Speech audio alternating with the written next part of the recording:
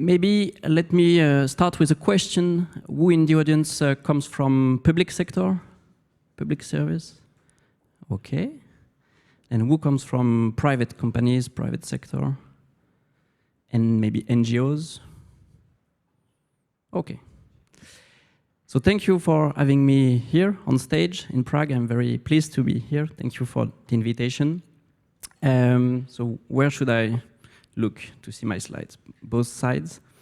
Okay, it's here as well. So maybe we can move to the first slide, which is using this, the green one. This one. Okay, good. Who has already heard of civic technology before this event? Okay, so we will start with mostly an introduction to what civic tech is and where did it come from.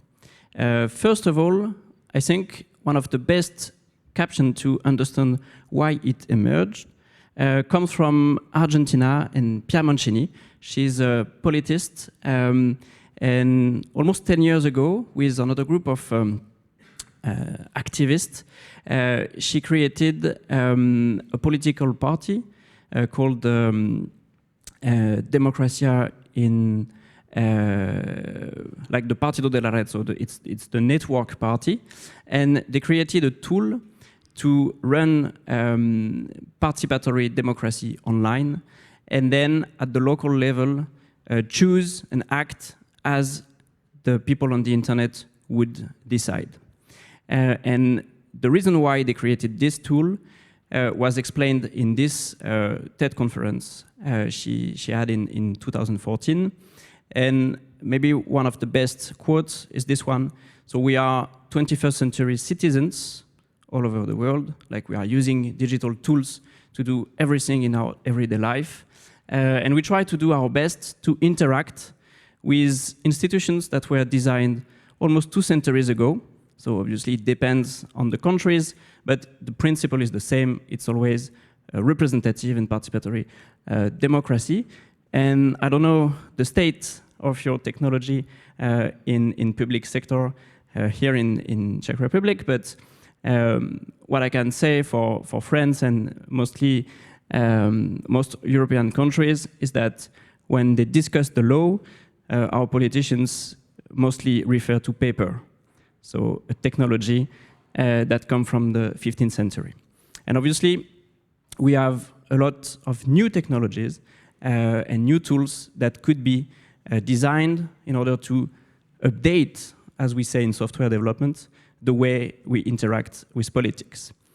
And it is important because the consequences, if we do not use those tools, and if we do not let citizens participate in decision-making, is that they will go either for silence, so not showing up to elections. And I think in your country, you have around 30% not coming and not voting. And the other opposite solution would be noise, meaning strikes, demonstrations, and not very collaborative expressions. So that's the reason why civic technology and other participatory tools were designed. So there are plenty of tools that can be created. And my own experience is that they try to cover the life cycle of a public debate. So we start with the aim to better inform the citizens. And we have a lot of tools doing comparisons between different options, different policies. We have obviously data visualization, and I know in this place it can also be mapping. So we have a lot of tools that can relate to civic technology because they are here for the citizens. And as well, in France, for example, we have a lot of people using YouTube or Twitch to explain the public debate and make citizens participate in a new way, in a new form of public debate. When citizens are informed, we can consider they can be engaged, or they can engage themselves as well. So there are a lot of tools which aim at campaigning, fundraising, and we can think of mass participation with petitions and other platforms. Then we have also tools to decide, to make collective decisions. And we have a lot of tools, a lot of examples as well. Surveys, online voting, participatory budgeting. I guess you already know and use some of those tools. And what comes with the digital technology is the evaluation part as well. Digital is the digits. So you can gather data and then open it, making your organization accountable for the decision you make. And then you can publish public reports and all sorts of interactions with the citizens to make sure that when you collect their contributions, you can also give back a policy and evaluation. So we can consider that the tools, civic technology, are here to make an ongoing public debate in between elections. So they aim to enhance citizens' engagement, democratic participation, and the transparency of the organizations that put them in place. So that's what how we can define civic technology. I want here to show you one example, and I will talk about it because I know it, obviously, quite a lot. It's the project from the city of Barcelona. It's called Decidim, which in Catalan means we decide. And it's different as the other tools because it was created as a digital commons. So what does it mean? It means that it's a software on a project that is not only created for and by the city of Barcelona, but for everyone. So it is based on free software. It was created 6 years ago, and now it is used by hundreds of organizations all around the world, and I think they currently consider that 1 million users have access to public decision-making using Decidim. And they even have the website, decidim.org, in your language, if you want to have a look at it. What can we do with such a tool? We can have petitions, and we have an example, for example, in France that we are running with the French Senate. We have citizens who can gather signatures. They are verified using our own ID system in France. And we have already concrete examples of citizens who changed the law on various subjects using this petition. So really addressing an issue, contacting the members of parliament, and making the legislation evolve. We have other examples, and they all use the same platform with different features, obviously. In the US, but in many other European cities, we have residents submitting proposals in what we call participatory budgeting. So the idea comes from citizens, they are then evaluated by the city, and the ones who can be feasible are then put to a vote where the citizens decide who will be the winning projects. And then the city funds them. And you can show how they are created. Using the same tool, but in a different manner, last year, the European institutions, for the first time, has organized a large public debate all around Europe, addressing the future of Europe. It was called the Conference on the Future of Europe, and the idea was that citizens were selected, 800 of them, a few of Czech Republic, for example. They went to citizens' panels to decide like to create some proposals that were then addressed to the institutions. And their work was also based on a platform where anyone could share ideas, organize events in their own language. So the innovation was the multilingual part and the automatic translation and then synthesis of the contributions. So all these examples are using the same platform, and the reason why is the way it is developed. So when the city of Barcelona decided to create this platform, Decidim, they didn't only create the project internally or just sent a request for a provider, but they created a whole ecosystem of academics. So we have a few universities in Catalonia with political scientists helping the project. We have an association that is independent from the city, who is running the product evolution. And there are, from the very beginning, several providers who are working on specific features of the platform. All that to make sure that the tool can be resilient and evolve, even though the political situation in the city may evolve, obviously, in the future. And so this is based on free software, which means that anyone around the world can get the tool, watch the code, and then make it his own, either by creating its own version of the tool, or what is more interesting, contributing to the evolution of the tool. And all this is made democratic, using Decidim as well, to make sure that the global community using it can be part of the decision on the way it works. So we can achieve a lot of improvements in our system through CIVIC technology.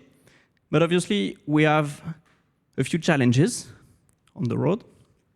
First of all, and maybe it's one of the main one, it's the fact that we have, on one way, the task and the objective to be ever simpler and more attractive, because public participation can always be boring. So we have to try to make the tools better, more attractive to drive citizens to them.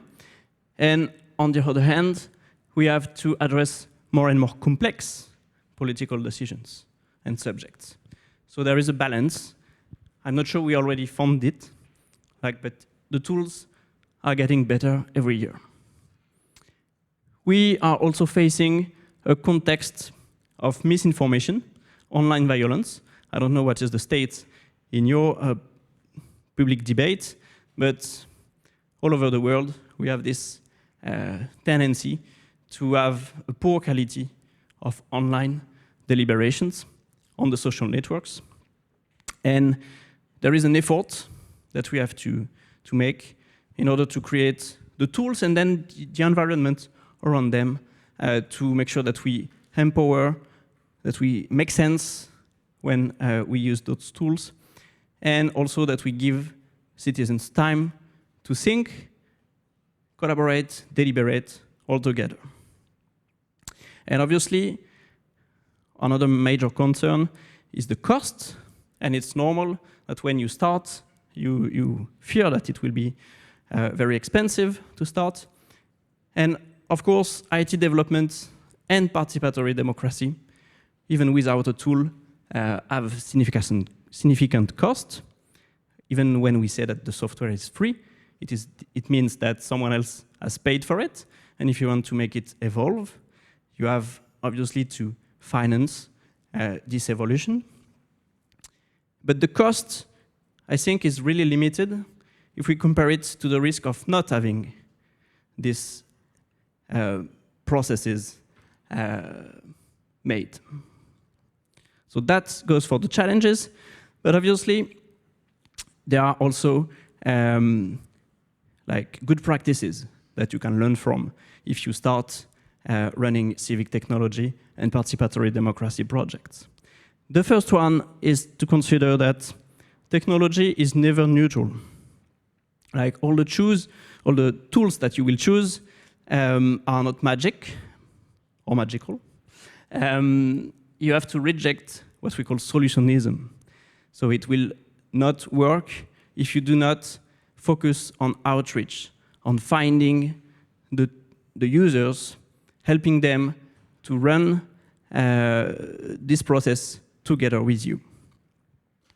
And obviously, there is this statistics that is really important to have in mind, is that 20% of our fellow citizens all over Europe are not at ease or do not have a daily access to digital technology. So whenever you create a new tool, there is already 1 inhabitant out of 5 who cannot access it. So you have always to think of ways to communicate differently, to have different ways as well to contribute. But if you consider having a good communication, a good outreach strategy, and then using a tool, you can really run something that is interesting and quite new.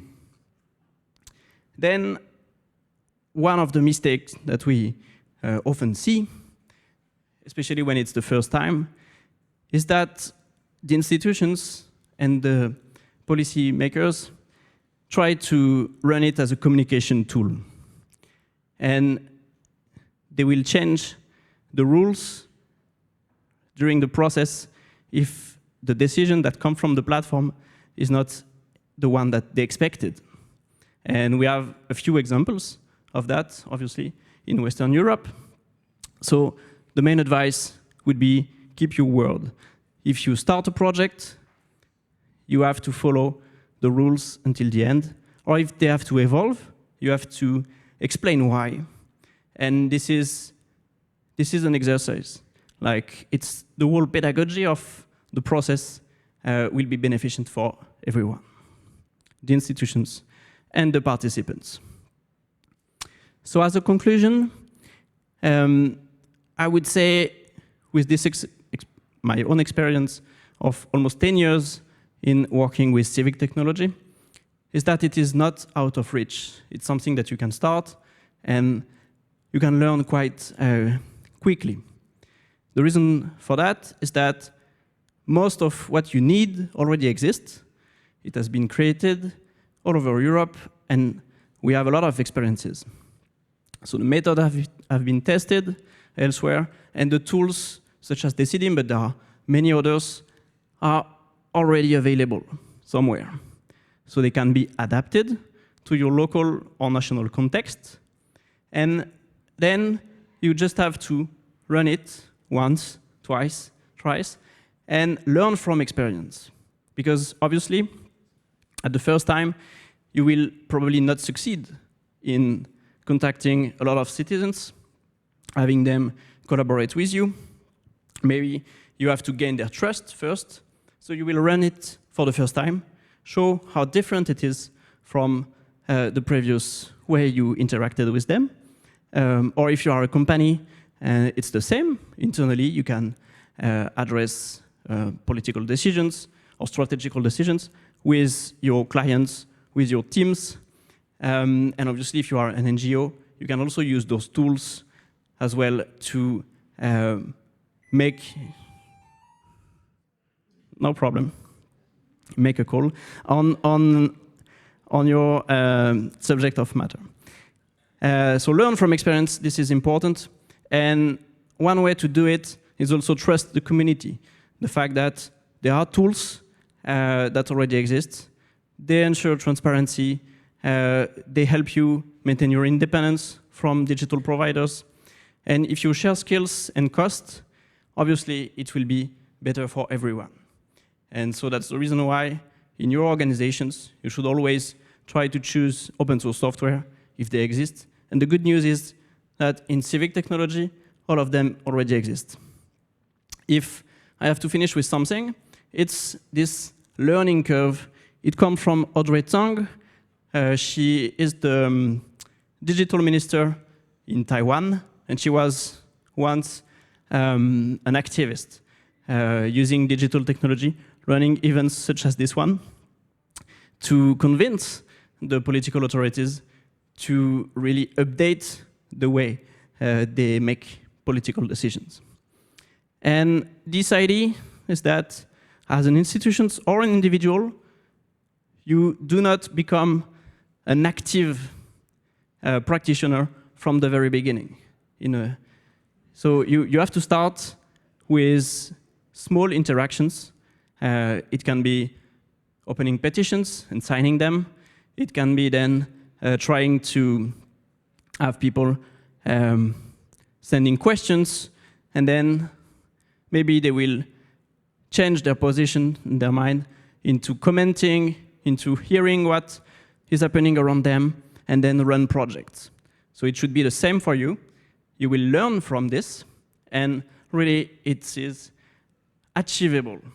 That was the main idea that I wanted you to keep from this keynote. And obviously we do not have time for questions right now, but there will be another session in the afternoon where you can ask me any question on the way.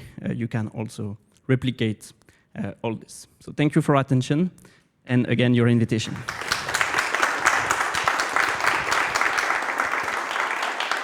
Thank you very much. Valentin, please stay here because I have one more question. To be really precise, before the Q&A session, it's starting 1:30 in a sideshow, so you can bring all your questions. And I want to ask you one question. You said the application for the Decidim, and I'm very curious because we also spoke yesterday that there is some, let's say, we need to bring some power, that someone needs to say, hey, let's do this software or do this way.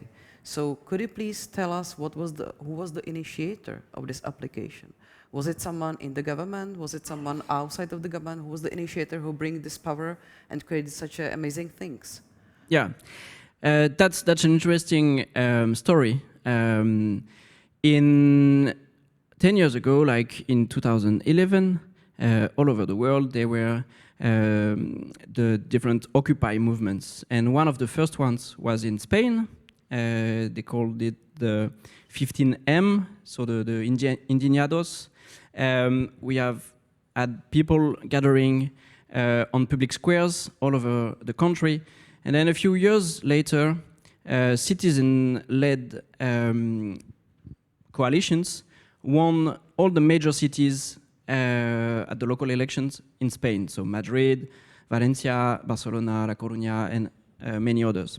They had all the same issue to change the way decisions are made and to have a more direct discussion with politicians and citizens. So they decided to create tools and to make them open from the very beginning so that it can be replicated all over the country without every municipality paying the full cost of developing it.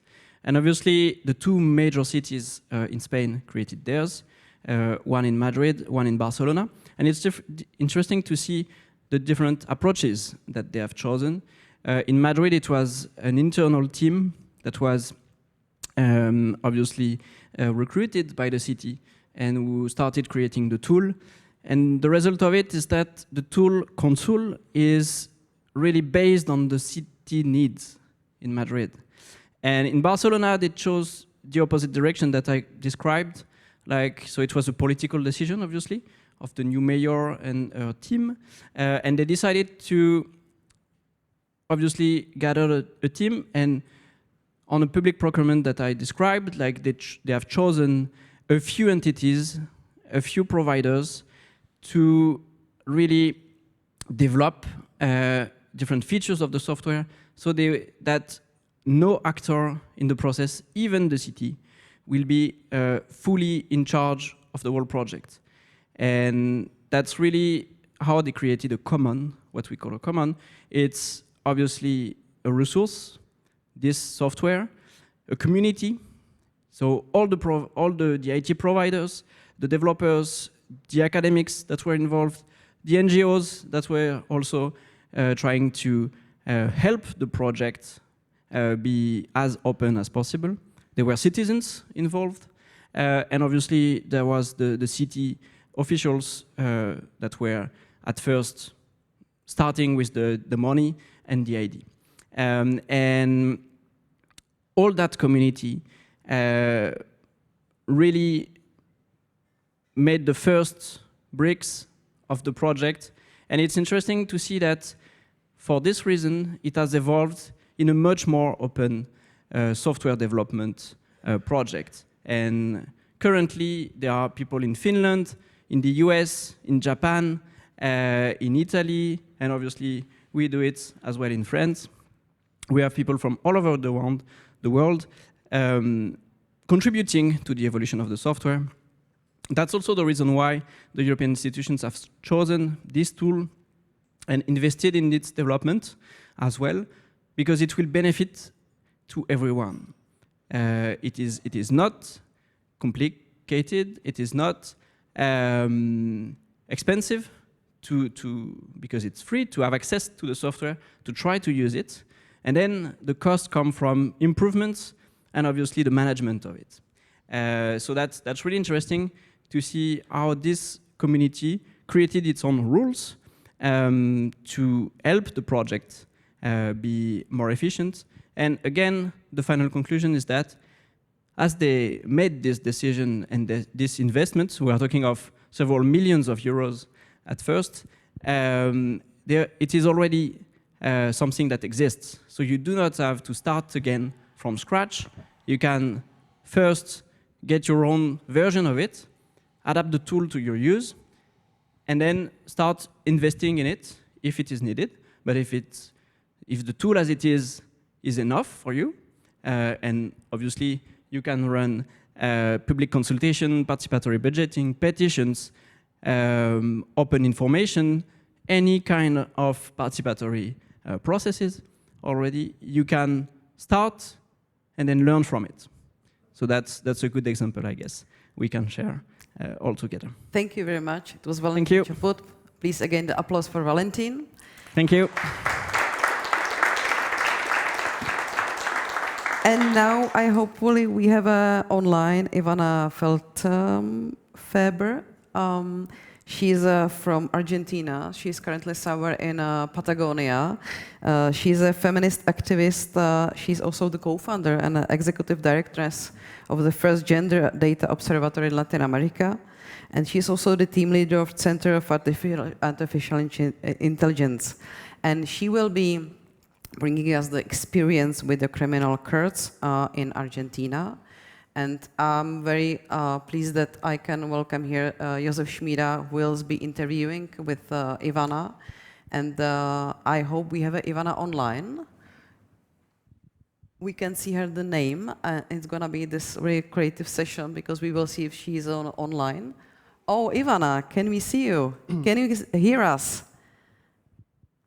She can hear us. So we need to be very creative.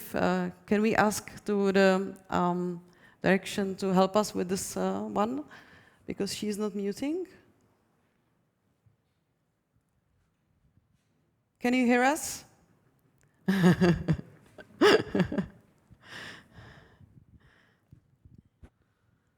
Maybe we can do some pantomime.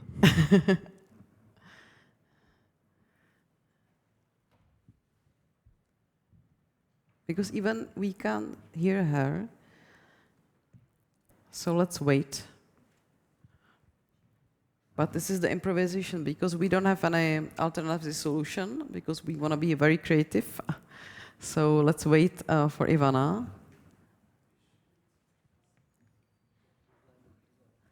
Nevím. Because even that she's like 6 a.m. right now in Argentina. Yeah, it's -4. It's 6 a.m. right there. Because we did have a technical test yesterday and it worked perfectly. But as we can see, that's always the same. Can you hear us, Ivana? Můžete nám nějak z režie pomoct? Ona nás slyší, ale my ji neslyšíme. Ona nás slyší a my ji neslyšíme. Ivana, you can hear us? Can we raise your hands? Yes. Oh, cool. Thank you. So let me welcome Ivana Feldfeber. She's a feminist activist from Argentina. I said that she's also the co-founder and executive directress of the Gender Data Observatory in Latin America.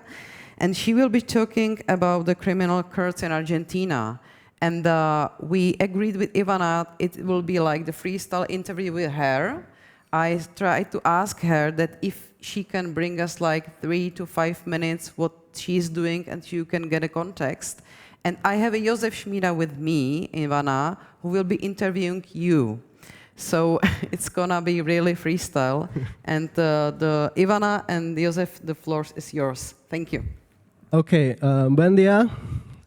My name is Josef and I will have the conversation with you. Do you see us or it's just sound? Do you see us? No, I can see you. It's perfect. Ah, perfect. Okay. So my first question is because as we heard that you are working on artificial intelligence and regarding or in the context of gender-based violence and together with the criminal court in Argentina. My first question would be like, can you give us a little bit information about the project? Like, what's the aim? What's the goal? And also, like, how it was set up. Like, how did it? How the collaboration with the criminal court and you and the research of these tools began? That's great. Thank you. I have a small presentation, if it's okay with you. Can I show that? Yeah. Okay, I am like sharing the screen now on Zoom, but I don't know. Oh, perfect. Great. So I will tell you a little bit about what we are doing. We are the first gender data observatory in Latin America, and most of us came from government. We were working in government with data, and we saw that there was a huge problem around missing data.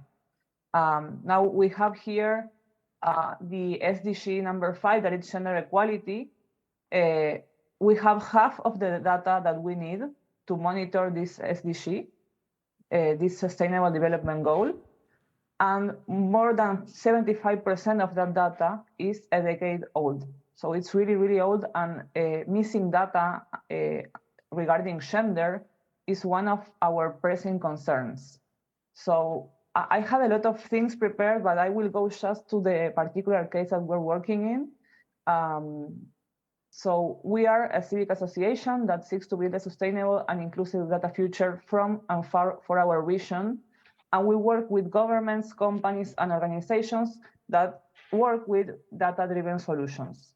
So we help them to build better solutions and better tools to process data, to collect data, to communicate it too. So we want that process to be like with a gender sensitive. So what we are doing, we have some cases that are not the best, but when we are talking about data, we are talking about power. So I was showing you before like some examples of what can go wrong with data, and we don't want that. We don't want bias. We don't want to have problematic uses of AI. So that is why we created this project of feminisms in artificial intelligence. And what we have here is a meme. I don't know if you are familiar with this meme, but we have racial and gender bias. We have companies making money with AI. We have problematic uses of AI. And our project tries to go in the middle of this. I don't know if you can see my pointer, but we are trying to avoid all of these huge issues and create this space where feminists can use artificial intelligence for different things. In this particular case, we are working with the criminal court number 10 in the city of Buenos Aires. This criminal court has an open data policy since 2016. So like 7 years ago, 6, they started to open their data and their resolutions. I don't know if you know how the criminal system works, but when a case goes to a criminal court, the judge resolves and decides something regarding that case. So what they are doing is putting online all the resolutions that they have, but they are anonymous. They don't have any sensitive data about the defendant or the victim. So everything is anonymous, but they have an open data set. And this particular project, we are doing it with them and with the A+ Alliance that for inclusive algorithms. So they are helping us to build a tool that I am going to tell you about. So a criminal court that has Twitter. I don't know if you know any criminal court that has that, but the judge, Pablo Casas, he's really keen to have transparency in the criminal court and that everyone can see what he is ruling or deciding. So they upload a PDF that is like this. I don't know if you get to see it, but they don't have any sensitive information. They have like the dates and the places and the names are redacted.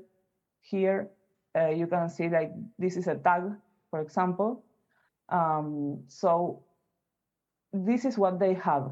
And then they have a person that is dedicated to uploading this information manually to a data set. And this data set has a lot of information that we can use to understand how, for example, gender-based violence works in our society, because we have a lot of different cases and resolutions regarding gender-based violence. How we got to meet these amazing people? Where I was giving a talk just like I am today, but it was in person before the pandemic. And I was talking about gender data and the importance of having data that is gender sensitive. And the judge was there giving another talk, and then we met. And his secretary in the court started the organization with me. So Data Género, my organization, the Gender Data Observatory, started at the same time as the criminal court joined us. So we are like partners in this, and we are always thinking about ways to make open data easier for everyone. Okay, thank you. I have a direct question. You were talking about this criminal court in Buenos Aires, and my question would be like, is it something unique in Argentina, that it's a specific case of this criminal court particularly, or is it also in different provinces or around the Argentina, or is it really here, there in Buenos Aires only? This approach of open data. Yeah, it's rather unique. Actually, they are calling them everywhere because this is not the common. So we are trying to make this something that is common, but it is not. So it's not based on any. It's not based on any regulation or legal provision that the court is obliged to work with open data and publish open data, etc., etc. No, we don't have legislation on open data regarding criminal courts or the judiciary. So it's like they are the pioneers on all of this. Okay, cool. Can you tell us a little bit more about your motivation? Why did you start to care about this topic and collaborate with this criminal court? What was the reason, or why did you start to do such things? First of all, I'm a huge open data activist. I really like when governments start to open their data and they start to think about how to open it and why to open it and what, no, because they have a lot of information. So they decide what is valuable for the general public to know and to understand. And what is happening in our region regarding gender-based violence rulings, for example, is that some judges are not really hearing when a victim is asking for help or making a claim in a court, and that ends up in the woman being killed in a feminicide. So we are trying to see what happens before that. We have like a scene missing in this huge tale of someone suffering from gender-based violence. asking for help, then going to the police, then making a claim, and then the judge resolving, and then they still are getting murdered. What happens in the middle? So with this particular tool, we can extract information and have a lot of valuable data on how gender-based violence works and how we can attack it with public policy. Okay, thank you. Another question I'm interested in is, we are talking here a lot at this Creative Bureaucracy Festival about importance of allies, that we have to, or we should collaborate and do collaboration with our allies, and we should also identify our allies in our work, which is supportive for something what we are trying to do or change, promote. Can you tell us how's the situation in your case? If you work on that alone with your team, or do you have like political support or support from NGOs or associations? What's the situation in that case? Yeah, we have a lot of support from other NGOs, and from some parts of the government. We still can't get the approval from the main court. Like this is one of a small court, because we don't have our tool ready yet. When we have our tool ready, because it's in development now, I don't know if I told you this, but our tool, what it does is to extract the information from this resolution and put it in a data set automatically. The person in the criminal court only has to validate it. Like he or she have to supervise what is going on in this particular extraction, and that's it. So when we have that, we will start like knocking on doors to get the approval and the support to implement it in different criminal courts, not only in Argentina, but also in Latin America. We want to do this in Colombia and in Mexico, and we have some allies there too, from the civic associations and from governments. And so we are trying to make like a huge network to implement this. Thank you very much. Last questions what I have is about the future of the project and about the future of your work and the vision. Like if you can tell us a little bit, if you have any vision, like what should be done further. How do you see this artificial intelligence and its role in this criminal courts and judicial system at all? Like how do you see the future, and what's your vision in this case?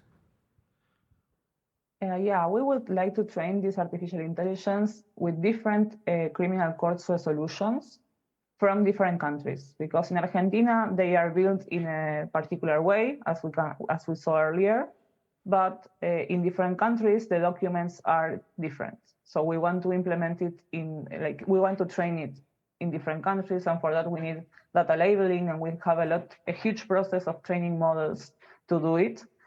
We are not trying to predict crime or anything. We just want to use the AI to extract information.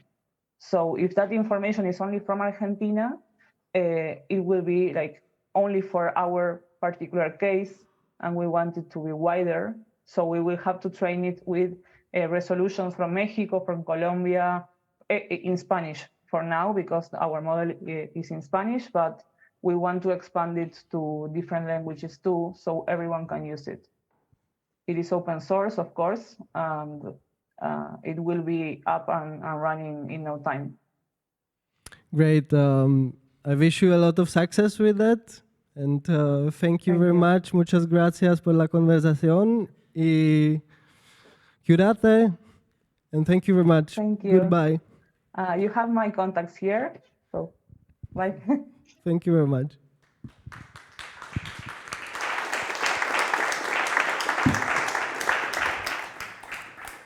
Thank you very much, Ivana. You have been with us because she, as she got at 6 a.m., it was really hard for her, and I'm very excited she was joining us. Nyní se přepneme do češtiny, respektive do slovenštiny a máme tady poslední vstup před přestávkou, tak prosím vydržte na svých židlích, protože přineseme zkušenosti ze Slovenska. My jsme se podívali do zkušenosti z Francie, podívali jsme se do Latinské Ameriky a nyní se podíváme do Slovenska. Já rád bych tady přivítala Tomáše Kryšáka, který k nám přijel. A teď já bych řekla z Bratislavy, ale myslím si, že to není tak jednoduchý, že Bratislava je Slovensko. A Tomáš je odborník na informační bezpečnost v Guerrilla Technologies. Dlouhodobě se věnuje rozvoji strategické komunikace ve státní správě a občanském sektoru a přitom rozvíjí a vede kurzy kritického myšlení. A Tomáš nám přináší svoji zkušenost ze Slovenska ohledně téma dezinformací a máme na to přesně 15 minut a doufám, že tady na tom timeru to poběží. Je to tak zhruba do 30 dne. Perfektní, díky moc, to tvoje. Díky. Dobrý deň prajem, ďakujem za pozvanie. Ďakujem, že ste sa prišli pozrieť na moju prezentáciu. Začal by som rovno s tým, čomu sa vlastne venujem, kto som. Ako už ste počuli, tak venujem sa informačnej bezpečnosti a v podstate to, čo podľa mňa najlepšie ilustruje, že kde sa vlastne na Slovensku nachádzame, je takáto dramatizácia, tento obrázok, ktorý som vytvoril pred nejakým rokom a pol, keď som sa snažil upozorniť verejnosť, že naozaj ten problém, ktorému čelíme, je obrovský. Dezinformácie, vplyvové operácie, manipulácie, polarizujúci obsah, toxický obsah, to je v podstate už ako keby taká každodenná súčasť nášho digitálneho prostredia. A keď sa vlastne pozriete na ten obrazok, tak ten maličký človečík tam dole, tak to je taká moja znalosť o tom, že ako vyzerajú asi tie naše kapacity, ako sa voči tej vlne dezinformácií dokážeme brániť. Takže povedal by som, že stále sme v stave, že nemáme veľa úspechov, ale učíme sa, zvyšujeme tie kapacity a v podstate cesta k tomu, ako to dosiahnuť, je myslím, že nielen o tom, že trénujeme osobné skily, príjmame nových ľudí či do štátnej správy, alebo vytvárame prostredie v súkromnom alebo občianskom sektore, ale je to aj o tom, že vytvárame technologické nástroje. No a ja by som sa ešte vrátil trošku do minulosti, že ja som sa vlastne tejto téme začal venovať relatívne dávno, niekedy v roku 2010, keď som si vlastne uvedomil, že na Slovensku, ale aj v iných krajinách nemáme vlastne ani legislatívu, ktorá by napríklad upravovala také základné veci, ako je napríklad podmienky politickej súťaže a kampaňovania v digitálnom prostredí, pretože prirodzene takéto zákony máme v klasických médiách, ako je tlač, rozhlas, televízia, existuje moratórium, ale v podstate ani vtedy, ani teraz nemáme napríklad dostatočnú legislatívu a v podstate tento môj taký politologický záujem sa stal začiatkom takej mojej cesty, na ktorej konci je naozaj že slušná kopa projektov a vôbec iniciatív a snahy v tom informačnom chaose urobiť trošku poriadok a povedal by som, že priniesť do našej spoločnosti tú transformáciu, kedy ako spoločnosť budeme schopní produkovať, čo nazývam, že aktívnych digitálnych občanov, ktorí do toho prostredia naozaj budú prichádzať pripravení a budú sa stávať takým štrukturovaným základom preto, aby sme ako spoločnosť boli proti dezinformáciám odolní. No ale vieme pomenovať problém. Na Slovensku máme napríklad, je to taká zaujímavá info, že v tom našom monitorovacom systéme tam svieti viac ako 2000 rôznych bodov, ktoré vlastne máme identifikované, že už niekoľko rokov produkujú dezinformácie a vplyvové operácie a tak ďalej. A naopak takých tých iniciatív, ktoré produkujú vlastne kvalitné informácie, máme zo pár desiatok. Čiže ten pomer je 1:50, hej, keď to takto prenesiem na čísla. A to vytvára vlastne v spoločnosti naozaj že veľké disproporcie. No, teraz prejdem tak konkrétnejšie k tomu, že čo vlastne v tejto oblasti robí štát, lebo hoci na Slovensku tento problém dezinformácií začal naozaj exponenciálne narastať od ruskej agresie voči Ukrajine v roku 2014, kedy vlastne Rusko realizovalo rôzne dymové clony, aby vlastne zakrylo svoje rôzne zločiny na Ukrajine alebo vôbec ciele, ktoré tam vykonáva od anexie Krymu po zostrelenie letu MH17 a podobne. Tak v podstate čo nám dlhodobo chýbalo bolo, že by sme videli cez tzv. Informačný fog of war, cez tú hmlu, ktorá je vlastne v tomto priestore zámerne vytváraná. A preto vlastne vznikla potreba, aby sme mali niečo ako radar alebo maják, ktorý nám dodá situačný prehľad a dá nám tú schopnosť v tom informačnom priestore vidieť informačnú vojnu tak, ako sa deje. Vedieť si ju predstaviť proste v nejakom 3D obraze. Chápať veci v súvislostiach, vedieť sa na ne pripraviť, chápať štruktúrálne problémy, ktorým ako spoločnosť čelíme a tak ďalej a tak ďalej. Zodpovedať konkrétne otázky, ktoré sú základom preto, aby štát mal funkčnú stratégiu, ako v tomto postupovať. No a tu niekde sa vlastne píše aj príbeh spoločnosti Gerulata Technologies, ktorá vznikla v roku 2020. Dá sa povedať, že sme vznikli práve včas, aby sme začali zachytávať to, čo som neskôr začal nazývať, že to sú kognitívne krízy, ktoré naša spoločnosť zažívala. A toto je napríklad jedna z prvých takých dátových demonštrácií, kde sme sa pozreli na to, ako sa napríklad v našom informačnom priestore počas pandémie vyvíjali rôzne naratívy, ktoré napríklad hovorili o vakcínach, ktoré hovorili o očkovaní. A v podstate toto nám dáva mnoho odpovedí na mnoho otázok, napríklad prečo ľudia na Slovensku sú skeptickí voči očkovaniu a prečo máme v podstate stále problém zaočkovať témer polovicu populácie. Z tých dát napríklad môžete vidieť, že už niekedy napríklad v auguste 2020 sa téma očkovania v slovenskom informačnom priestore začala vyskytovať v oveľa väčšej miere ako predtým. A ja tak častokrát kladiem takú kvízovú otázku, že čo si myslíte, že ten príval informácií o očkovaní prichádzal od štátnych inštitúcií alebo entít, ktoré o očkovaní komunikovali objektívne a pomáhali tak vlastne vytvoriť dôveru k očkovaniu, alebo naopak boli to rôzne entity, ktoré vystupovali anonymne, šírili dezinformácie, šírili strach, šírili obavy, alebo kládli napríklad verejnosti sugestívne položené otázky, ktoré mali prehlbiť pocit nedôvery a neistoty smerom k očkovaniu. Tak kto si myslí, že to bola možnosť A, zdvihnete ruku. A kto myslí, že to bola možnosť B? Tak B je správne. Takže áno, tieto dáta nám vlastne dali odpoveď na to, že v tom slovenskom informačnom priestore sme mali naozaj že dlhodobú absenciu tých good guys, dobrých informátorov, ktorí by prinášali kvalitné informácie a bohužiaľ to, že vlastne v našom priestore dominovali pol roka pred vôbec začatím očkovania tí negatívni aktéri a manipulátori, tak to viedlo k tomu, že naozaj aj potom nasadené aktivity štátu, občianskej spoločnosti alebo súkromného sektora nemali ten požadovaný efekt. A tu tiež poviem, prečo je to tak. No, pretože ľudský mozog, ako to už povedal Thucydides z nejakých 300 rokov pred Kristom, funguje tak, že on vlastne neverí tomu, čo je pravda, ale verí tomu, čo počuje ako prvé. A keďže sa k nemu, k mnohým ľuďom ako prvé dostali vlastne informácie, ktoré to očkovanie spochybňovali, tak nakoniec to aj takto dopadlo. A v podstate na tom druhom grafe môžete vidieť taký náš iný pohľad na tieto dáta a ten nám vlastne prezrádza viac o tom, ako prebehli na Slovensku dve dezinformačné vlny. Tá vlastne prvá mala charakter, že bola pred vôbec tým momentom, ako vôbec očkovanie bolo proti covidu možné a tá druhá zase vznikla potom, keď sa už tá druhá vlna skončila a ľudia vlastne mali takéto pokojné obdobie.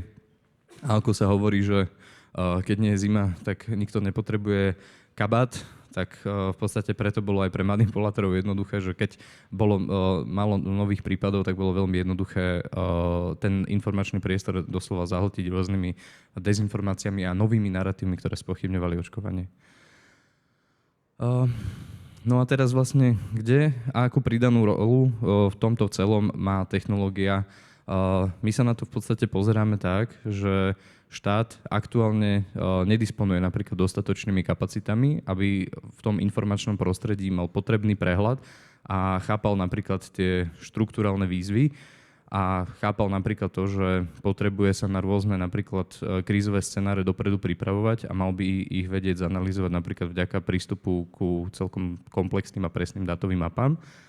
No a preto vlastne sme vytvorili túto našu platformu, ktorá napríklad pomáha štátnej správe zistiť niečo také, povedal by som, že banálne, ako je efektivita komunikácie. Čiže zo zbieraných dát, zo zbieraných interakcií je vlastne veľmi ľahké možnosť získať prehľad o tom, ako sa nám komunikačne darí, ak sme nejaká inštitúcia a aký máme vlastne pomer sily v komunikácii v tom priestore, voči ostatným aktérom a dokonca si vieme vlastne zoradiť tie mapy aj takým štýlom, že vieme zistiť, kto sú naši spojenci, kto sú napríklad takí tí prírodzení ambasádori, ľudia, ktorí nám pomôžu zvýšiť dôveryhodnosť našej komunikácie, ale aj kde sú vlastne výzvy, kde sú tie problematické prostredia a podobne. Neviem, čo sa stalo, ale vypadlo mi to. OK. Tak malá reklama, aby ste získavali puntíky. A v podstate s našou technológiou sa samozrejme nepozeráme len na COVID, očkovanie a podobne. Ako som spomínal, my sme radi, keď môžeme pomôcť s riešením každej kognitívnej krízy. A jedna z tých, ktoré si myslím, že najdominantnejšie a trápia nás už niekoľko rokov, je napríklad aj to, ako je vyobrazovaný konflikt medzi Ruskom, respektíve ruská agresia a vojna na Ukrajine. No a mnohí boli podľa mňa zarazení nielen na Slovensku, ale aj v zahraničí, keď sa dozvedeli, aké sú vlastne pozície slovenskej verejnosti.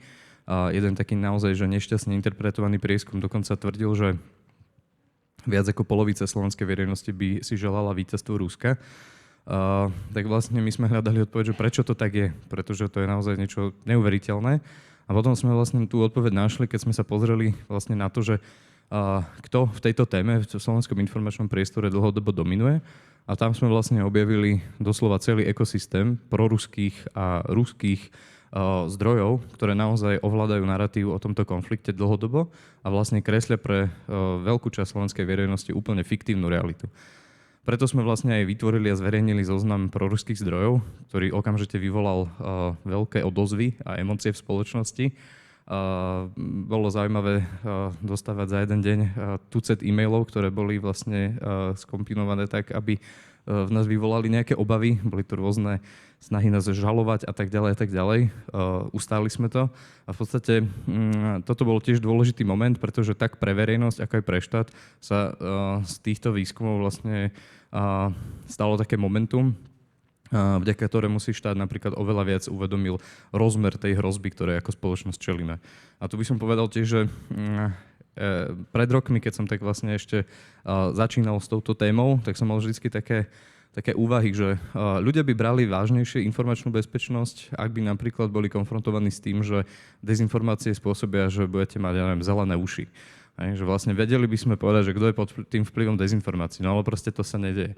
A to, že tu vlastne chýba takáto vizualizácia, vedia aj k tomu, že ľudia fakt dlhodobo túto tému zľahčovali alebo spochybňovali jej účinnosť. A povedal by som, že aj v tom je tá revolúcia v tej technológii, že my vlastne dokážeme ponúknuť ten naozaj že 3D pohľad do toho, že čo sa v spoločnosti deje a niečo také nehmotné, ako je napríklad že kognitívna kríza alebo hybridná hrozba, niekomu ukážeme ako naozaj, že tu máš mapu, takto to vyzerá, treba sa voči tomu proste nejako zariadiť. Tu som chcel vlastne ešte naznačiť, že keď sa tu pozeráme na tento predošlý graf, tak on nám hovorí vlastne, ako tá téma bola komunikovaná v čase a tam môžete vlastne jasne vidieť, že keď začala invázia na Ukrajinu vo februári, tak naozaj k tej téme bolo aj najviac interakcie, aj najviac obsahu. Ale potom vlastne, keď si to rozoberieme, že kto o tej téme najviac komunikuje, tak to nám dá tiež vlastne rýchly prehľad o tom, že prečo to v našom informačnom priestore takto vyzerá. Pretože hromada tých aktérov sú v podstate rôzni manipulátori. Hej. Tam máte doslova stránky, ktoré nejako neskrývajú, že sú naozaj veľmi pozitívne nastavené smerom k Rusku, armáda Ruskej federácie, prípadne brat za brata, to je v podstate taká proruská proxy. A vidíme, že vlastne tých dobrých aktérov alebo objektívnych zdrojov je tam samozrejme tiež dosť, ale nedosahujú vlastne také úplne že signifikantné výsledky ako manipulátori. Tak ako som spomínal, tá výzva, ktorú sa snažíme adresovať a riešiť, je to, že vlastne štát má naozaj, napriek tomu, že za 2 roky prijal 50 nových ľudí, ktorí sa venujú tejto téme a riešia témy informačnej bezpečnosti, analytiku a podobne, tak stále nemá dostatočné personálne zdroje a kapacity, aby vedel monitorovať všetko to, čo títo ostatní aktéri dennodenne v tom informačnom priestore robia. Čiže používať nástroje, ktoré pomôžu takýto informačný prehľad mať a robiť vďaka nemu informované rozhodnutia, je v tejto dobe, povedal by som, že kľúčové. Tiež je vlastne dôležité tu podotknúť, že naša spoločnosť sa v podstate volá na základe vojenskej základne, ktorú tu na Slovensku vytvorili Rimania stovky rokov pred Kristom. A v podstate ona slúžila na to, aby chránila to rímske impérium pred barbarmi z východu.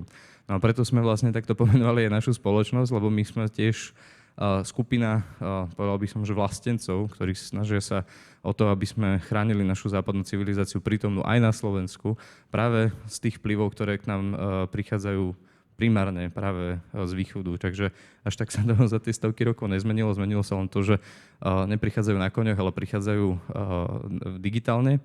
A preto vlastne treba tiež podotknúť, že túto technológiu sme nevytvorili preto, aby slúžila napríklad komerčným záujmom, pretože nebolo by nič ľahšie, ako urobiť niečo ako druhý crowdangle a ryžovať na tom, že pomáhame firmám lepšie zarábať a lepšie rozumieť tomu, ako majú robiť svoje reklamné kampane.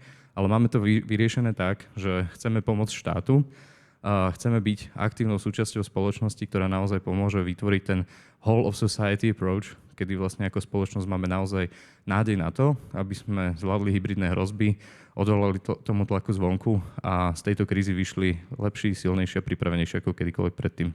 Ďakujem.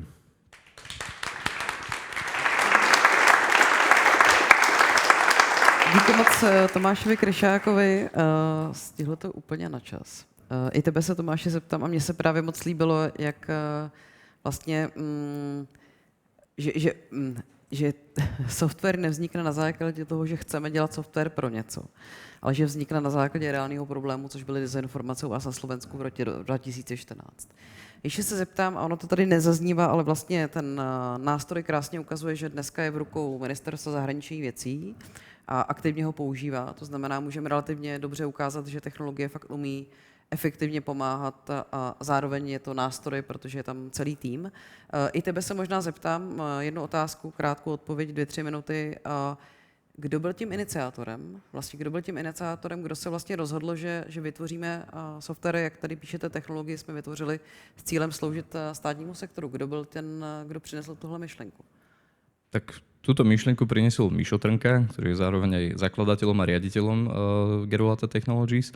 A v podstate my sa poznáme už dlhšiu dobu a moje predošlé pôsobenie bolo v občianskom sektore, kde sme roky diskutovali o tom, akými rôznymi spôsobmi môžeme zlepšiť to informačné prostredie a posilniť vôbec pozíciu demokracie a občianskych práv a slobôd v našom rýchlo sa meniacom svete.